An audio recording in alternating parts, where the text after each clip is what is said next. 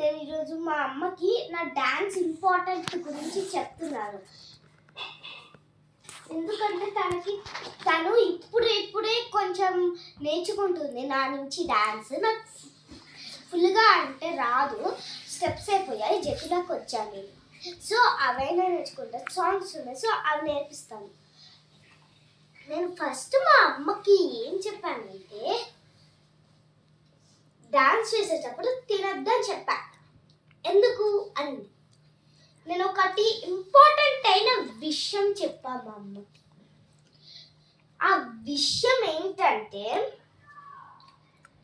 మీరు స్టమక్ ఫ్యాట్గా ఉంటే, సపోజ్ నా స్టమక్ ఇంత ఫ్యాట్గా ఉంది, నేను ఇంత ఫ్యాట్లో ఇలా నడవాలి,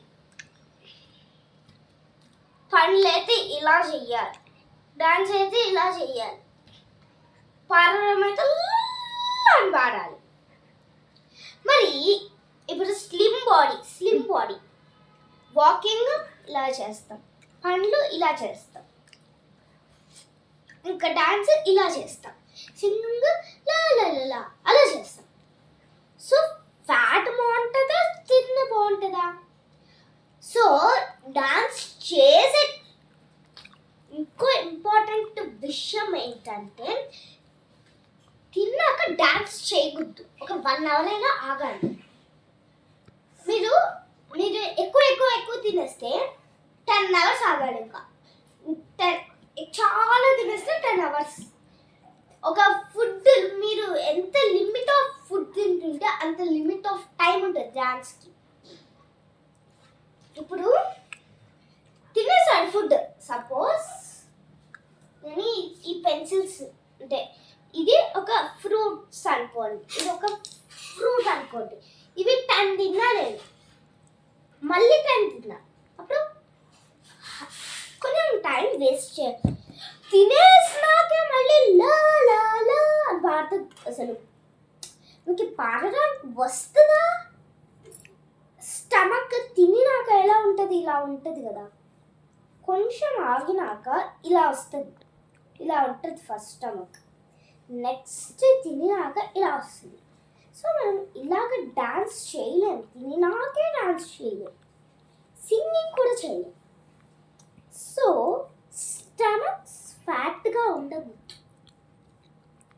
అది ఇంపార్టెంట్ పాయింట్. ఇంకో ఇంపార్టెంట్ పాయింట్ ఏంటంటే, మీ ఫ్యామిలీలో ఎవరికైనా డాన్స్ వస్తే, కూచిపూడియో, భరతనాట్యమో, వెస్టర్నో, పంజాబీయో, నాకు ఏ డాన్సో తెలియదు, కానీ ఎవరికైనా ట్రెడిషనల్ డాన్స్ వస్తే, సపోజ్ నాకు మా అమ్మకి కూచిపూడి వచ్చు, నేను మళ్ళీ మా అమ్మకు వచ్చు కదా, మళ్ళీ నేను మా అమ్మకే నేర్పియాలా? కాదు, మా ఫ్యామిలీలో ఇంకా చాలా మంది ఉన్నారు, వాళ్ళకి నేర్పించచ్చు కదా. సో ఇద్దరికి వచ్చాననుకో ఫ్యామిలీలో, ఇంకా వేరే వాళ్ళు ఉంటారు కదా, ఇద్దరే ఉంటారు ఒక ఫ్యామిలీలో, వేరే వాళ్ళు కూడా ఉంటారు కదా ఫ్యామిలీలో. 3 members, 4 members, 5 members, 6 members ఉంటారు, వాళ్ళకందరినీ నేర్పించచ్చు కదా. సరే, ఇప్పుడు సపోజ్ నేను మా అమ్మ నాన్న ఉన్నాం అంతే.